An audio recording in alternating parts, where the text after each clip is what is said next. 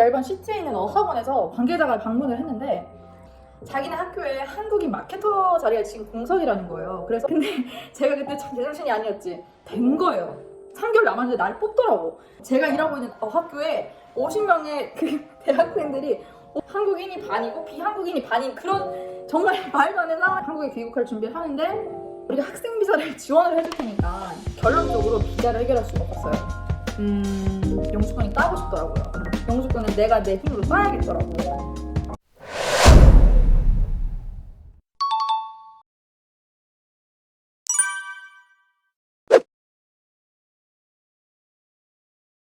워홀 비자가 7개월밖에 남지 않은 상황이어서 저는 할 자신이 있었거든요. 근데 외국인 신분이다 보니까 비자가 항상 걸렸어요. 너 호주에 카페 시장 조사하러 갔어? 너 한국 와서 카페 차릴 거야? 그게 네가 원했던 호주 생활이야? 그래서 다시 간 거야? 그렇게 힘들게? 그때 진짜 정신이 번뜩 들었어요. 그래서 아무도 나를 안 써주면 봉사를 나가 한중일을 담당할 마케터를 뽑고 있었어. 어차피 3개월 남은 마당이었기 때문에 저는 잃을 게 없었어요.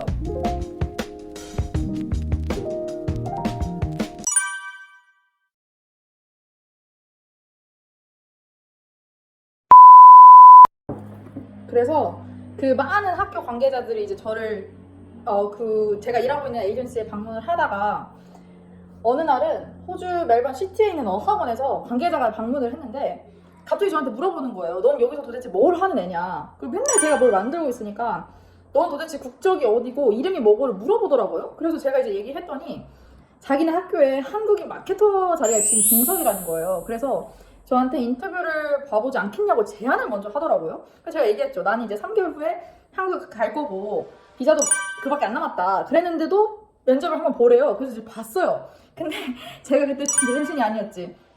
그때 제가 프레젠테이션을 준비를 해갔어요. 내가 지금까지 그 한상기업 할 때는 이런 일을 했었고 내가 지금 에이전시에서는 이런 일을 했었고 나는 지금 마케팅 관련한 일을 하고 싶다. 그 PPT를 만들어서 제가 인터뷰를 보러 갔었는데 된 거예요. 3개월 남았는데 나를 뽑더라고. 그래서 뭐 열심히 해야겠다 이제 마음을 먹었고 하다가 한 2달 정도 남은 시점이었어요. 그때 이제 한 12월, 1월 이제 해가 바뀌어가는 타이밍이었는데 무슨 일이 생기게 되냐면 한국에서 대학생들이 이제 50명 정도가 되는 학생들이 멜번에 어학연수를 오려고 그 멜번에 있는 어학교를 찾고 있었어요. 근데 제가 한상기업 해외 인턴을 했었잖아요. 근데 제가 일은 잘 못했지만 아는 분은 되게 많았거든요. 제가 여기저기 네트워크를 많이 형성을 해놨었어가지고 제니가 멜번 어학교에서 마케터로 있다는 게 이제 소식이 전해진 거야. 그래서 그때 제가 다니던 어학교랑 그 한국의 대학교 그 관계자분이랑 미팅이 성사가 되게 돼요. 그래서 저희 학교가 또 돼요. 제가 일하고 있는 어학교에 50명의 그 대학생들이 오기로 된 거야. 근데 나는 지금 비자 2달 남아서 나도 가야 되는 입장인데 뭐 어떡해. 그래가지고 근데 또 웃긴 거는 그때 당시에 어학교가 굉장히 작았어요. 규모가. 전체 학생이 한 60명 정도 되는 그 학원에 한국 학생들이 50명이 오는 상황이 된 거예요. 그러니까 한국인이 반이고 비한국인이 반인 그런 정말 말도 안 되는 상황이 발생한 거죠. 그래서 어떻게 열심히는 해야 되니까 제가 그때 당시에 코디네이터 역할을 했어요. 그래서 학생들 오면은 뭐 레벨 테스트 다 하고 홈스테이가 필요하니까 학생들이 이제 다 집에 한 명씩 그 호주 가정에 연결해주고 학교가 끝났어 그러면 이제 관광 같은 거 할 때도 가이드로 따라다니고 사실 제가 재밌었거든요. 저도 이제 갈 거니까 호주를 다 봐야겠는 거야 멜번을. 그래서 진짜 뭘 많이 했어요. 그때 그리고 무슨 오스트레일리아 데이가 이제 요맘때였거든요. 요맘때에 무슨 행진 같은 걸 하는 게 있는데 그것도 나가게 된 거야. 그래가지고 한국 학생들 데리고 나가서 막 신문에도 나오고 막 그랬어요.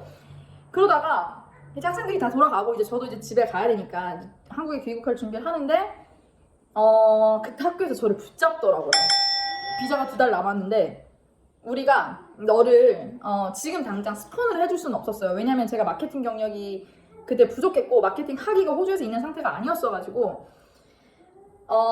스폰을 해줄 수는 없겠지만 우리가 학생 비자를 지원을 해줄 테니까 1년만 더 있어달라는 거예요. 왜냐면 그때 대학생들이 그때 그 프로그램이 너무 성황리에 잘 진행이 돼서 여름, 겨울, 여름, 겨울 이렇게 1년에 2번씩 주기적으로 오고 가기를 원했거든요.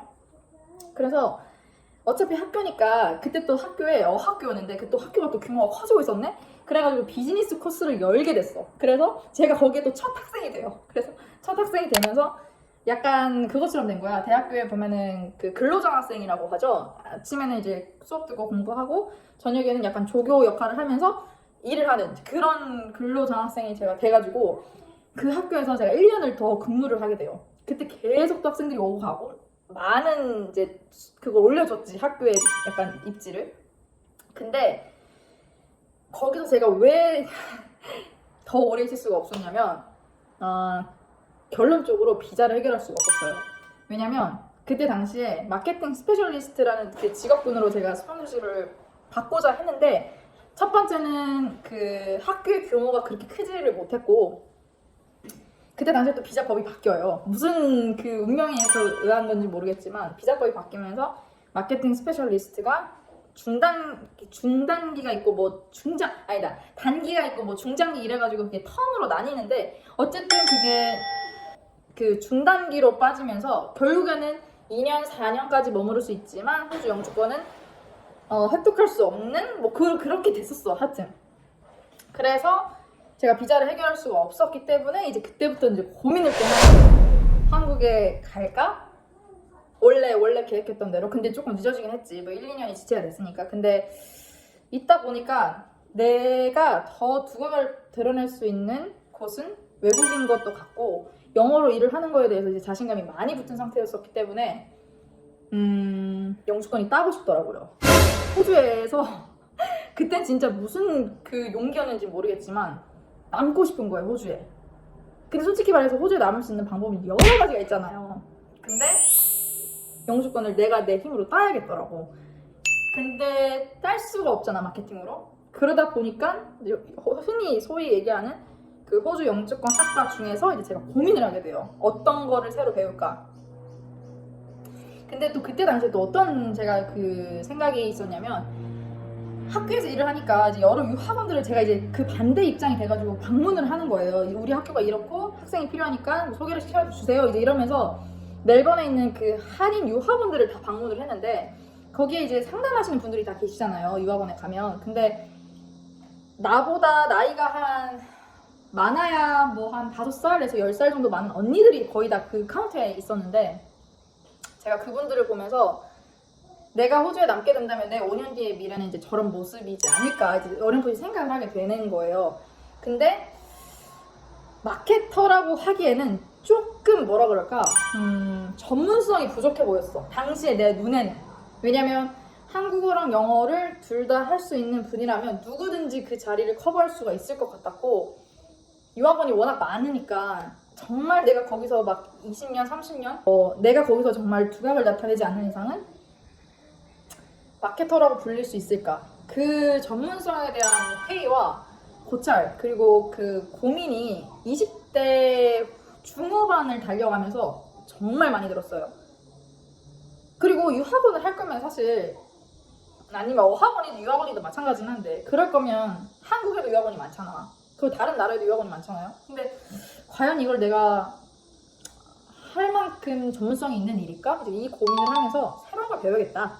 어차피 이렇게 된 이상 새로운 걸 배우고 영주권을 따고 마케팅 일을 나중에는 해야겠다. 그런 다짐을 제가 20대 후반에 하게 됩니다. 20대 후반이라고 해도 뭐 한 28, 요맘때쯤에 한 것 같아요. 그래서 이제 제 영주권 여정을 위한 이제 또 탐험이 시작됩니다. 이건 진짜 탐험이었어. 약간 정글 탐험 이런 거 하는 것처럼. 탐색도 아니에요. 그냥 탐험이에요. 이거는 그냥 진짜 무슨 이렇게 여기 그 달린 그거 광산에 이제 터널 그 탄광에 들어가는 사람처럼 아무것도 준비되지 않은 상태에서 이게 안전복 입고 안전화 신고 여기에 토치 하나 달고 손전등 비추면서 가는 영주권 여정이 시작이 되는데, 그때 당시에 했던 고민들을 생각을 하면은 지금도 살짝 울컥할 정도로 진짜 고민이 많았어요.